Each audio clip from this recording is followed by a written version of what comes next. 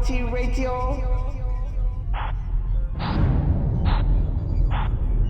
Hello and welcome to this brand new edition of 5-Round MMA. My name is Alex Ramirez. Alongside me is my co-host, Albert. Cita, we're down a man today. Guillermo Cita is out doing family stuff, I guess. Yeah, so. Family man Cita. Yeah. And you guys, before you guys start the show, you guys be asking Alex, Albert, talk about the Super Bowl, man. What about the Super Bowl? You guys' thoughts, reactions? Well, we're recording this show a little prior before the Super Bowl because we got Super Bowl plans. Yeah. So, if you want to know about Cam Newton and what Cam Newton, Peyton Manning did, we have no idea. So.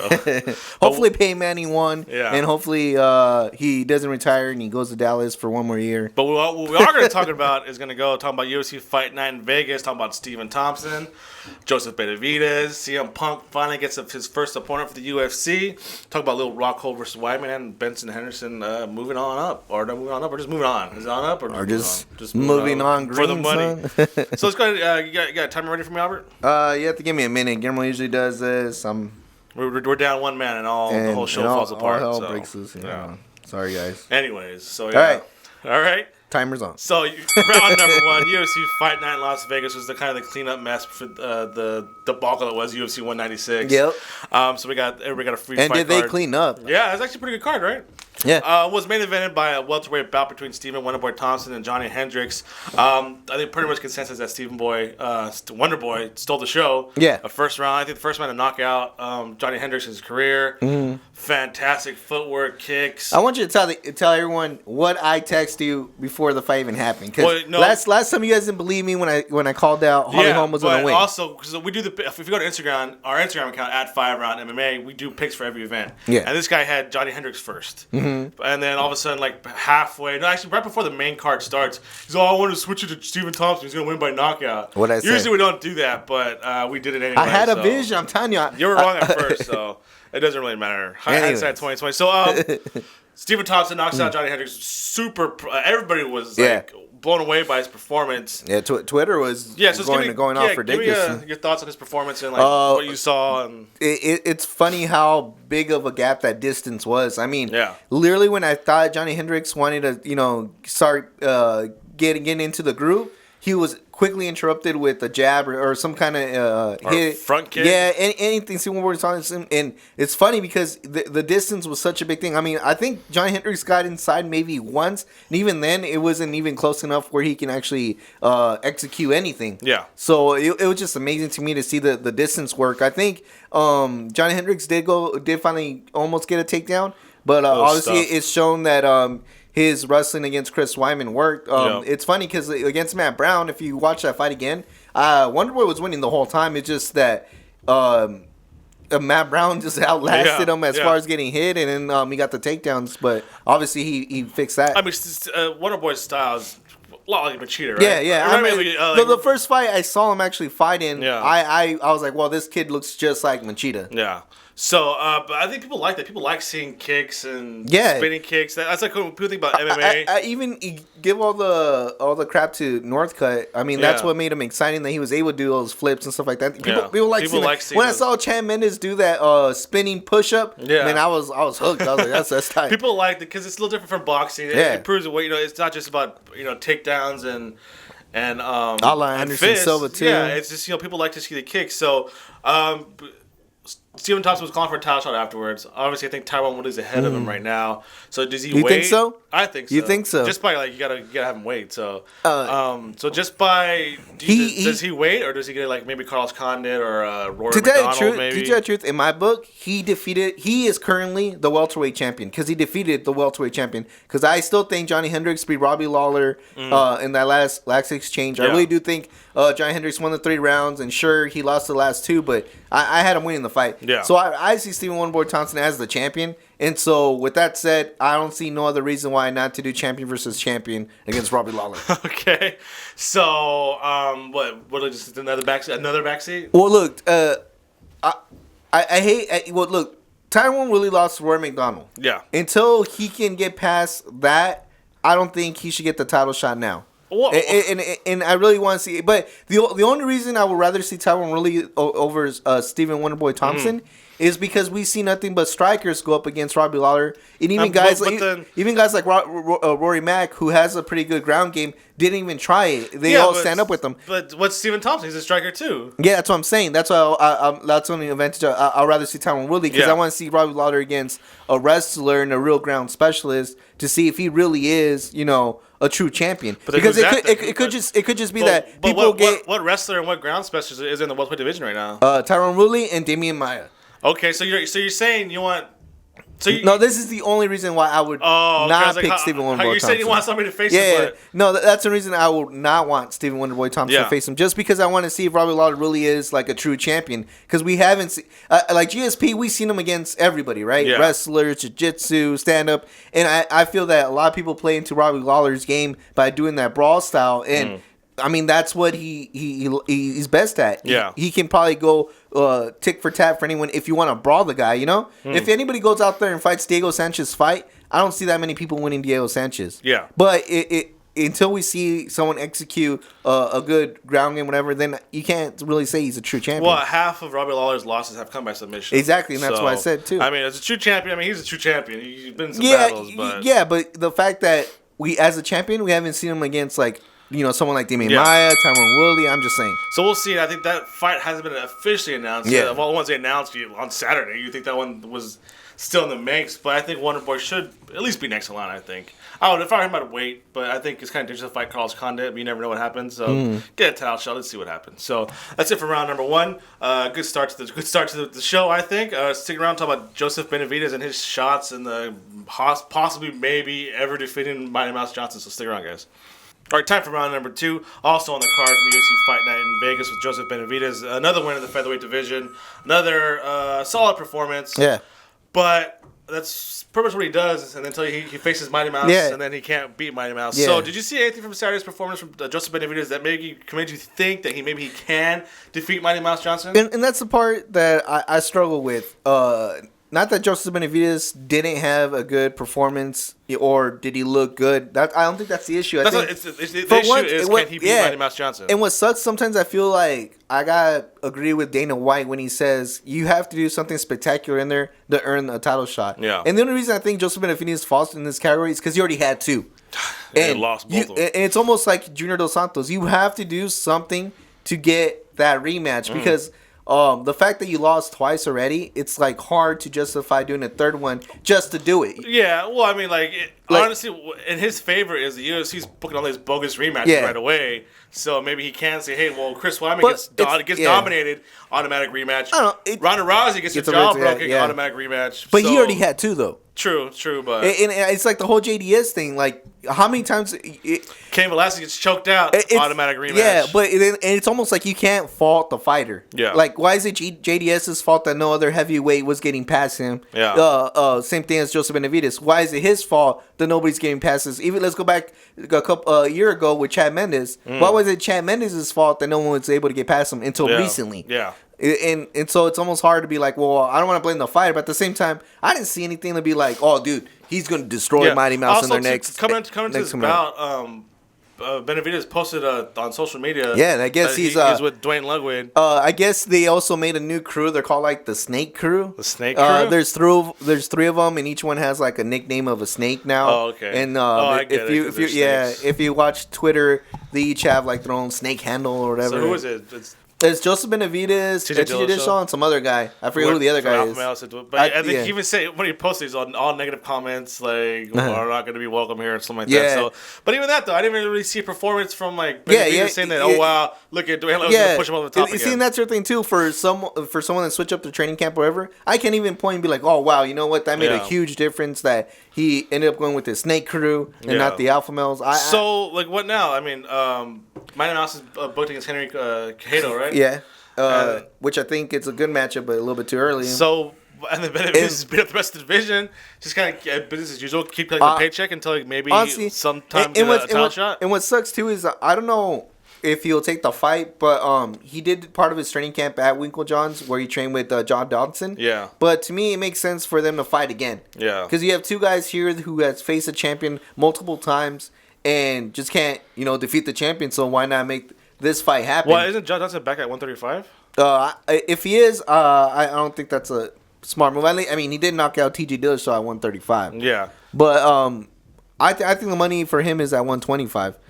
But he's actually never faced Benavidez, actually. Yeah, that's what I'm saying. But they just train together too, so I don't know how buddy they are now or how close they are where they face each other or not. I don't know. Yeah, John Dodson, I think, is rumored to face Brian Caraway at 135. 135. But like I said, I think he's got frustrated. But actually, Dodson has 7 losses in his career. All of them decisions, but like 7 losses. I think that's a lot, isn't it? Yeah, well, he always said he was fighting at the wrong weight class, though. Yeah, but then he's going back up to 135 now, so we shall see. For Benavidez, I think, like, for me, I didn't see anything that, even Dominic Cruz just said that, this is the same old Benavidez, this is what he does, he does this, he does that, he's the textbook, he called it Benavidez 101, but then what was the point of going to Weekend John? What was the point of going to Dwayne Ludwig if we just do the exact same thing over and over again? Obviously, if anything, I think he was actually losing the wrestling game. Actually, you probably should take that with a grain of salt because Dominic Cruz hates everybody. No, that's true. But he did say, like... But Dominic Cruz is a good commentator and analyst. Benavidez 101. But what's the point of you going to all the different camps if it's just going to be Benavidez 101 again? And, like, obviously, Benavidez 101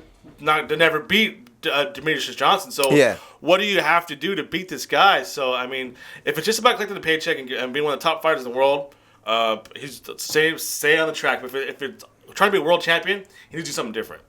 And obviously, I don't really see that happening anytime soon. To tell you the truth, I think MMA is going to have to start evolving like boxing. Yeah. And do what Tony Ferguson's already doing, Conor McGregor. You just kind of have to build your camp, dedicate to who your opponent is. Yeah. And it's just going to have to be that way because I think as far as evolving as a fighter, it's kind of difficult now that now you just got to work on who you're fighting. Yeah.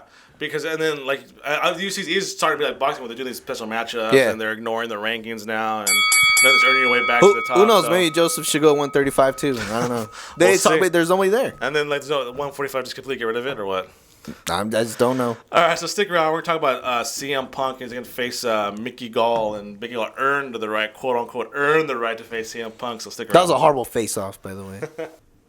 So after Saturday, we have now officially CM Punk has an opponent, and that man's name is Mickey Big Show. Gall. Oh, no. Big Show. No, it's Brock Lesnar. Imagine Mickey Gall. If he earned the right, his reward for winning on Saturday was to face CM Punk. Be the first man to face CM Punk. I guess he was found on that show looking for a fight. Yeah, and I guess that was his first professional fight, which he won. He won this one, so now he's 2-0, and now, like you said, he quote unquote earned the right to face CM Punk.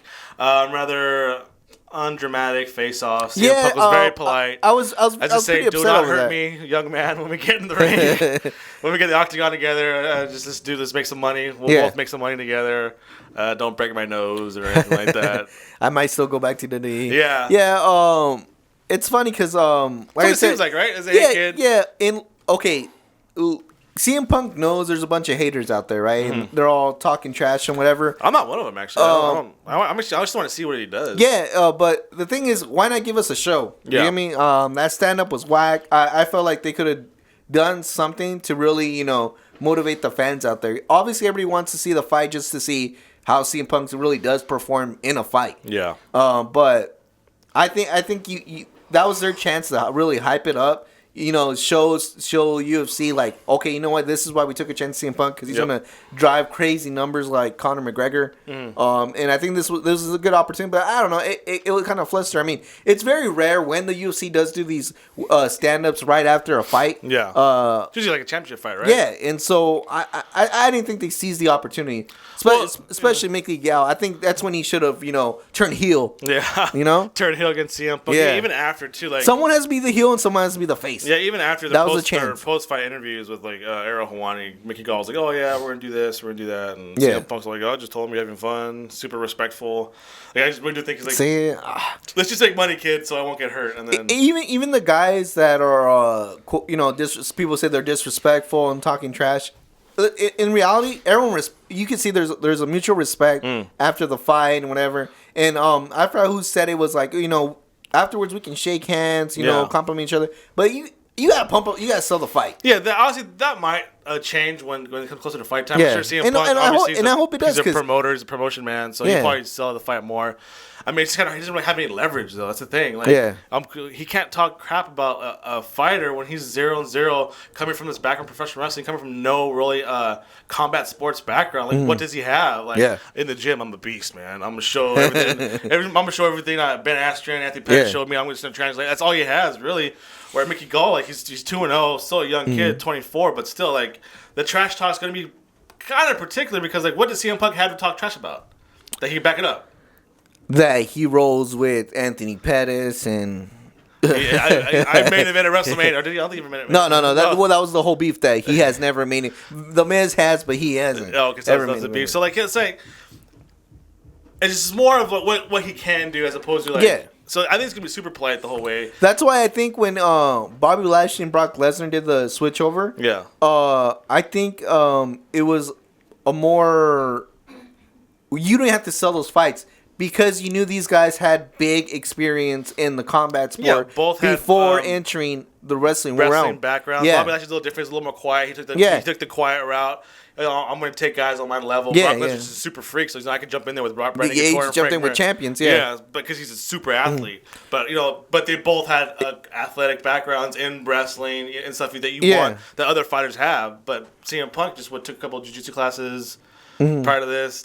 And that's what I'm saying. So maybe you just gotta. I don't know. It's a weird thing where you can't really talk about your fighting style because you have no fighting style. Yeah. But you still have to somehow show that. Do you also like how the UFC handled this? You have an advantage. Do you like how the UFC handled made it a spectacle of who's going to face CM Punk? I mean, it's the only way they had it, right? Because it kind of makes sense now. They can't sell a fight because CM Punk has nothing to talk crap on. So let's just let's make a TV show out of it. Let's make a spectacle out of it. Let's have him front row. Let's make him handpick his opponent. Let's just make a big old dramatic scene about it. Yeah, because so the only way they could have done it, right? Yeah, they try to make it seem like it was a spur of the moment thing. Yeah. I'm pretty sure they had in the back of their head that we're just looking for one person out there. The line between UFC and WWE gets blurred even more. Dana White, come on now, just have a straight triple threat match in there. One day. Yeah, I tell you, they should do those guest timekeepers. They should do those gimmick matches all the time. I knew for a fact the KJ Noons and the Josh Burkin fight was whoever loses gets fired match.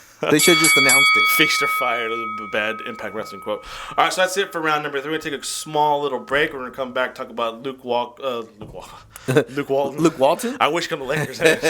Luke Rockhold and Chris Weidman, too. That's even really bother watching, or Chris Weidman even deserve a title shot. So, and then we're talking about some Benson Henderson choosing Bellator over UFC. So stick around, guys. Everyone, keep up to date with us on social media. Follow us on Twitter and Instagram at FiveRoundMMA. Like us on Facebook. And please visit FiveRoundMMA.com. And also be sure to subscribe to our YouTube, Podomatic, and iTunes pages. All right, welcome back. Thanks for sticking on a short little break. So round number 4, it was announced early last week that Luke Rockhold versus Chris Weidman 2 will take place at UFC 199. It was kind of funny because I remember reading an article with Luke Rockhold's interview saying that I don't want to fight at UFC 199 or 97 or 98. I want 200. And what they do, they put him against UFC 199 against a man he already demolished already. So is this because it's a lack of contenders? Yeah. Did Joel Romero's drug test completely blow out the... that's what I was going to say. I think this led to 2 things. 1, Joel Romero's drug test. Yeah. That was 1. And 2... the fact that the whole debacle of the heavyweight canceled UFC 197 card or whatever led to this, because I think they just want to have all their eggs checked or whatever. Because to me, it felt like they were waiting for the Anderson Silva belt, but they clearly saw that we need to start announcing to people the cards we have lined up coming up. I mean, I think this is the whole reason they even did the whole the time is now, and the other soft was the other one that Which one? Their little brackets that they were doing. The time is now. Then they'll announce 5. Oh yeah. I think that's one of the reasons they even did that. And I think Dana White's like, no, I gotta show everyone that the next all the way up to 200 they're gonna be stacked pay-per-views. So this doesn't happen again. And if you see, there's a big main event, big co-main event. Yeah. So I think it was just that they had announced it, and the fact that Romero was. You have to give the rematch. And then, because obviously, too, Belfort's going to face Jacare in Brazil. It was announced on Saturday that Dan Henderson is going to face Machida. Yeah. Again, right? Yeah, it's going to be part 2. Okay. And then... So it's a rematch. Yeah, and then obviously, Yoel Romero's some other issues. He got some legal issues to deal with. Bisping versus Anderson Silva in February. I mean, a couple weeks, right? No, actually, it's like next week. Next week. On Fight Pass exclusive. You're like February. Yeah, it is February. So again, all the top guys are. So it's just like a default, right? There's nothing in the Weidman performance that say, you know what, it was a close fight, it was a close decision. Other than the fact there's nobody there, and they need a title shot for pay-per-view. This is why Chris Weidman got the title fight. Before we get to the actual Chris Weidman fight, I just want to throw this out there. Now that the title belt is up and it's already locked down. UFC 200 can probably still have a super fight between Anderson Silva and GSP now. Let's see. No, I'm just saying. Let's say Anderson Silva does his Anderson Silva thing against Michael Bisping, right? Yeah.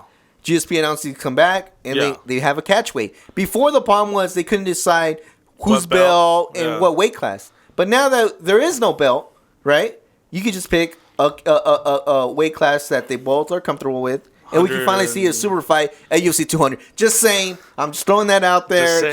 Just letting whoever wants to catch it's up to you. So I also want to go back to the fact that these rematches are kind of being put together because there's nothing out there. Like this kind of like, why does Luke Rockhold and Cain Velasquez and Ronda Rousey get an automatic rematch after the horrible performance they all had? But yet it's hard to justify a performance by Halsey all to get an automatic rematch. Yeah.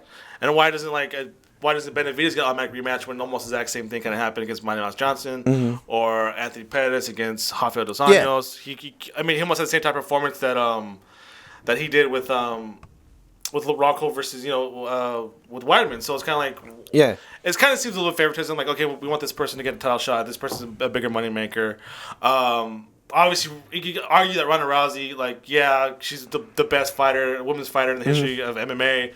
So whatever she does, she gets a title shot. But it's not like what BJ Penn lost to Frankie Edgar when it was a close decision or fight. She got knocked out. Yeah. And Rocco got dominated on, I think there's a big old cut in his forehead. And I didn't see anything to say, you know what, the second go around, Weidman has this. Yeah, the last bout I can think about that was justified was the Frankie Edgar Greg Maynard fight. Yeah. That was the only one I can think of. Like, if there's not an immediate rematch, there's going to be a riot. And then, like, what about the immediate rematch between Robbie Lawler and Ronald McDonald? Yeah. And then Robbie Lawler and Carlos Condit. Yeah. So there is instances where you're like, oh, dude, you serious? And then it went, oh, we're going to move along. And it doesn't make any sense, but these other ones get rematches. Like, I'm the biggest Cain Velasquez fan, but I would have been perfectly fine if he had to take on two people before he got to the champion again. I still don't think he deserved a title shot. I'm a big fan because of it, one, like you said, even though I think he did a good performance the first round, the way he lost it isn't a way to justify a rematch. And two, the fact that he's been injured all the time, he has to show the fans that, he could be a constant fighting champion. Yeah. So why not just have him face two guys who care? He probably was going to face these guys anyways if he was the champion. Might as well just show it anyways. And how do you sell that fight? Last time I got choked out, and it's not going to happen this time. As opposed to coming off like a dominant win. Same thing with Chris Weidman. What's the problem with having him face Jacare? Yeah.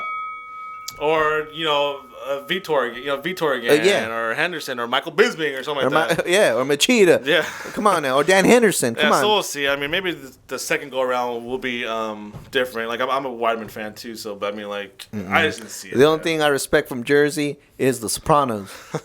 That's a good point. All right, so we got one more round coming up. We're talking about Benson Henderson and choosing Bellator over UFC, and that'll change the landscape of free agency and mixed martial arts. So stick around, guys. Time for the fifth and final round. The biggest news out of the week, for me anyways, was Benson Henderson choosing to go to Bellator MMA and refuse the offer that Dana White and the Fertitta brothers offered him to stay in the UFC. Particulars about the deal wasn't out yet, other than that he got more money up front, correct? Yeah, that's supposedly Bellator getting more money up front. But he could have got more money with the UFC, but he would have to become champion. It's and like I guess, incentive laden. Yeah, thing, right? And then he would actually get more money. Yeah. But the fact that more money up front plus the opportunity to re-get sponsors. Yeah.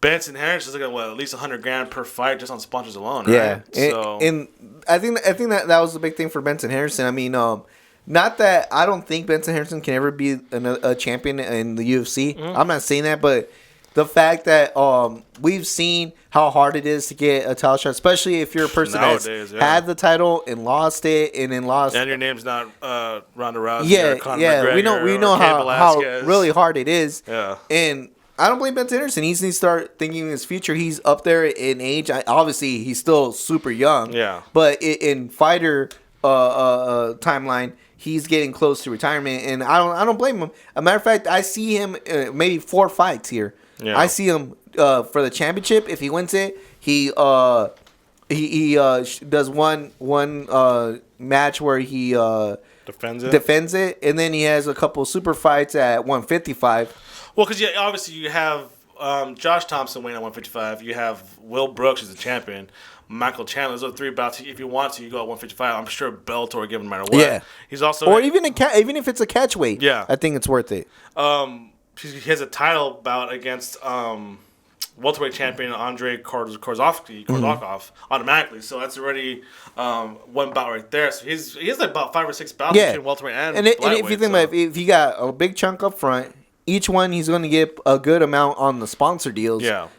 It's a good thing for him too. So so is this going to change the landscape of free agency? I think it is going to change the landscape as far as fighters are going to be willing to let their contracts expire to just have Bellator throw a number at them and see if UFC's going to match it or not. Yeah. I mean, it's the best way to make money. If you go back to the WCW days, essentially that's what the wrestlers did. Yeah. And before they used to be happy that they got a contract extension before the contract ended, remember? Yeah. But now it got to a point where, no, they're waiting for it to finish so they can let's talk and then see, let's take the highest bid. So, I mean, obviously, recently they lost, UFC lost to Bellator, Josh Thompson, Phil Davis. There was a rumor about Gilbert Melendez going to Bellator, and then now Benson Henderson. There's not exactly top guys, but they did take away depth from each of the divisions, correct? Even when Eddie Alvarez went the other way, he got a big paycheck from UFC, and it changed the UFC. And technically, he wasn't a big player. Yeah, and it's not like a top guy leaving the division of the UFC, but it's taking away the depth from them, right? Yeah. So that's one less fight night card main event they have, one less fight pass main event, one less prelim undercard bout they can put together because Benson Henderson was main event and fight night cards left and right. Yeah, let me throw a scenario at you. Okay. Let's say for some reason Conor McGregor doesn't sign his extensions no more, and he decides that I'm gonna wait until my contract ends. And what position do you put UFC and Bellator, and how much money is he going to make off of that decision?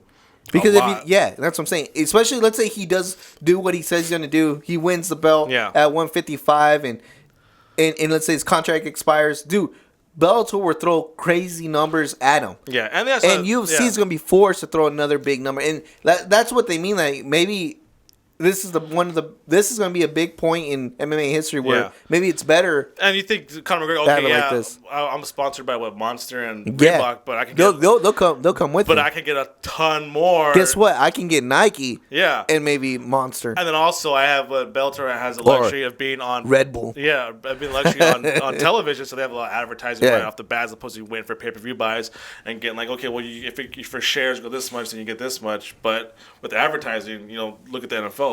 The advertising through the roof. So, not a major blow to the UFC, I think. Like, say they just lost a little bit of depth with Benson Henderson. But like I said, I think in the long term, this could be pretty important. It's like, how do they say, like that snowball effect here? I think that's that one little ball that's rolling down, and it's going to get bigger and bigger, and then it's going to get to a point where UFC's going to be put in a corner where you better even like I'm not sure what like Frankie Edgar's contract status is. What's to say him for leaving? I'm not getting a title shot. I'm going to go.